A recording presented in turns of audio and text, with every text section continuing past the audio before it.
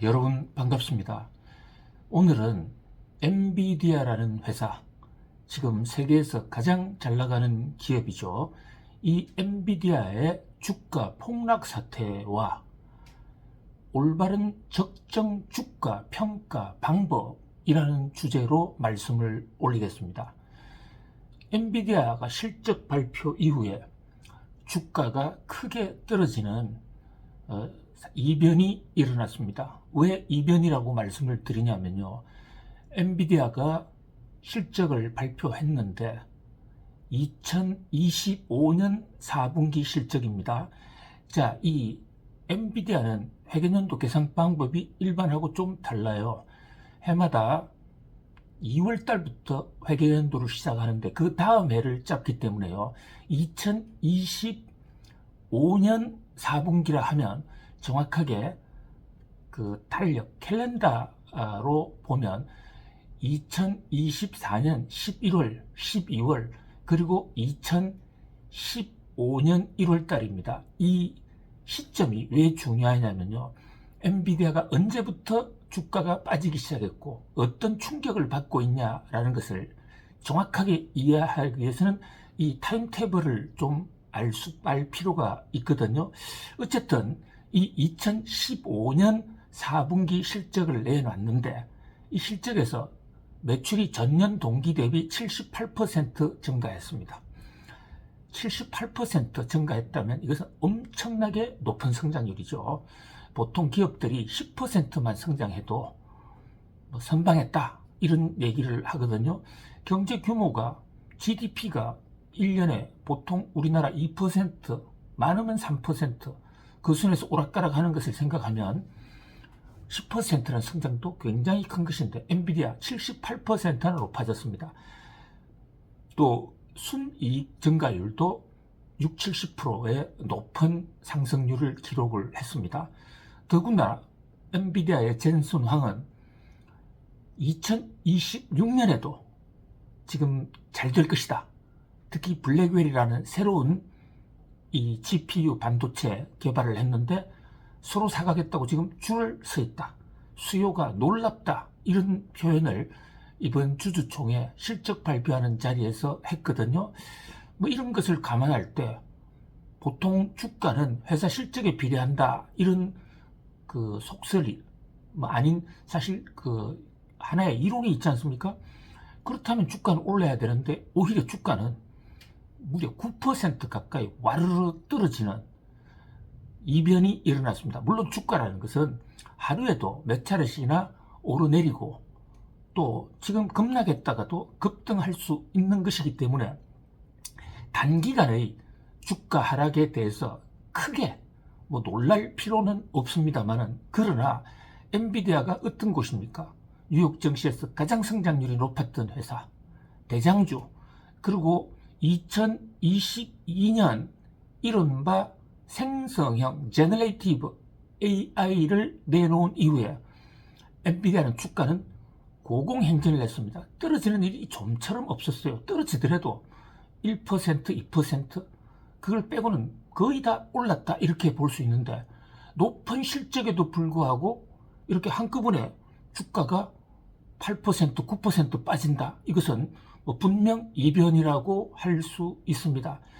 자, 그렇다면 왜 주가는 빠졌느냐?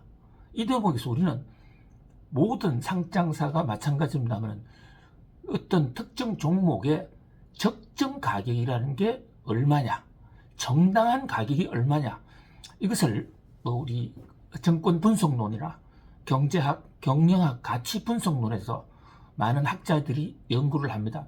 결국 주가는요, 실적 그 자체보다는 실적을 기반으로 한 그 회사의 가치, 그 회사의 가치가 현재 주가보다도 더 낮으면 주가는 올라갈 것이고, 아무리 현재 이 회사가 잘 되고 있더라도 현재 주가가 실적을 기반으로 한 그 회사의 실제 가치보다도 너무 높다면 그것은 과대평가됐다. 이것을 흔히 우리 경제학자들은 valuation overestimate, 그 주가가 과대평가됐다 이렇게 얘기합니다.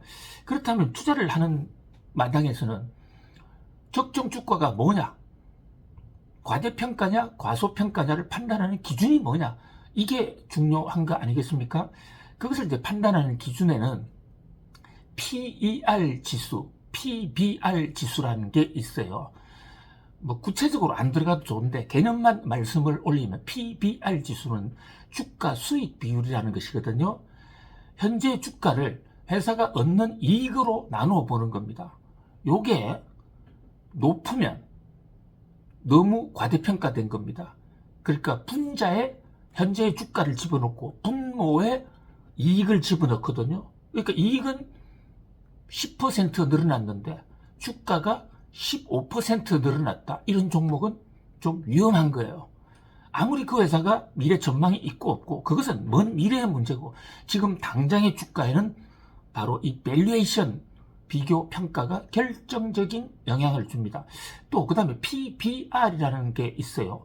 PBR은 이 회사의 주가를 장부 가치로 나눈 건데 그 기능과 메커니즘은 PER과 똑같습니다. 자, 그런데 엔비디아 실적 발표에서 주목할 대목이 하나 있어요. 매출도 늘었고 또 수익도 늘었습니다. 그런데 지금 뉴욕 증시 전문가들이 주목하는 엔비디아를 팔아라 라고 얘기한 그 전문가들의 주장에 따른다면 엔비디아 실적 발표에서 첫날 발표할 때는 매출, 수익 같은 겉으로 드러난 지표만 나왔는데 이제는 하루 이틀 지나면 분석 지표가 나온단 말이죠. 여기서 총 매출 총이익률이라는, 정확한 워딩은 매출 총이익률입니다. 팔아서 판 금액 중에서 얼마만큼의 이익이 나타났느냐, 요것은 수익을 판매 금액과 비교하니까 사실상 팔 때마다 얼마나 수익을 얻느냐, 정확한 표현은 수익성 지표라고 합니다. 단순하게 이 회사가 이익을 얼마 얻었느냐, 이것은 수익 지표라고 그러고요. 판 것 중에서 몇 퍼센트를 이익으로 걷어 올렸느냐, 아무리 많이 팔아도 적자 보고 파는 수 있지 않습니까? 회사의 궁극적 목표가 수익을 올리는 데 있는데, 그런 면에서 판 금액 중에서 얼마만큼의 수익을 올렸냐는 수익성 지표, 즉 매출 총이익률이라는 지표는 굉장히 중요하죠. 이 지표에서 엔비디아가 빨간불 깜빡깜빡 지금 비상신호가 나오고 있는 것입니다. 자, 4분기 연속으로 계속 감소하고 있습니다. 물론 여전히 엔비디아의 총 수익, 총 매출, 총이익률은 70%대로 높은 편입니다. 다른 회사에 비하면 압도적으로 높죠. 그러나 주가도 다른 회사에 비해서 압도적으로 높아 있거든요. 자, 아까 PER 지수나 PBR 지수를 말씀드렸죠. 그것은 현재 장부 가치나 또 주가 가치를 이익에 맞추는 건데, 매출 총이익률이 낮아지고 있다는 것은 앞으로 PER 또는 PBR이라는 이런 밸류에이션 지표가 더 높아질 수 있다. 왜냐하면 밸류에이션 지표는 분자의 현재 주가고 분모 아래쪽에 이익 지표가 들어간단 말이죠. 그러니까 이익은 조금씩 줄어드는데 주가는 여전히 높다? 이러면 밸류에이션 지표가 굉장히 과대평가될 수가 있죠. 그래서 와르르 지금 매물 폭탄이 터진 겁니다. 그런데 크게 놀라실 필요는 없을 것으로 보여요. 왜냐하면 그동안에 엔비디아에 대해서는 시장 기대치가 굉장히 높았거든요. 지수 발표할 때마다 총 매출, 총이익률도 계속 상승했습니다. 2024 회계년도까지는요. 그런데 이제 이게 하락 반전하니까 경제지표는 전체적인 절대액도 중요하지만 그보다 더 중요한 것은 추세거든요. 이것이 하락 반전했던 시장이 상당히 놀란 거, 그것은 물론 주목할 필요가 있습니다.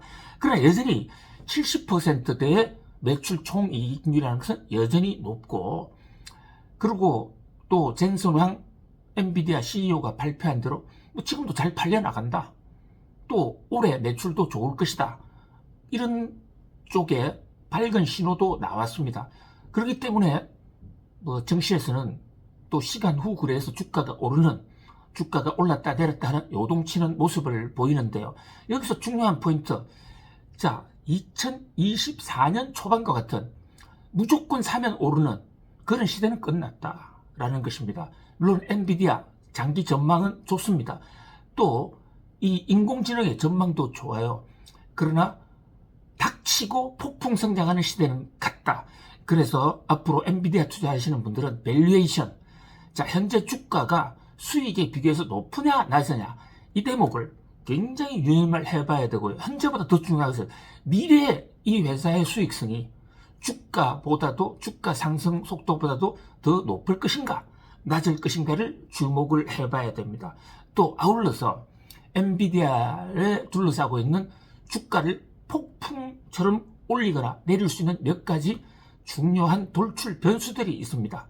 그것은 딥시크가 정말로 싼 가격으로 반도체를 들여다가 인공지능 개발한 게 맞냐? 이렇게 되면 엔비디아의 고급 반도체 제품 안 팔릴 가능성 있거든요. 그러나 그 반대라면 또 엔비디아 주가는 폭등할 수도 있죠. 또 지금 블랙웰의 발열, 이게 도대체 어떻게 되느냐? 불이 진짜 뜨거워지는데 불 날 정도냐? 아니면 충분히 액상 냉각 장치로 잡을 수 있느냐?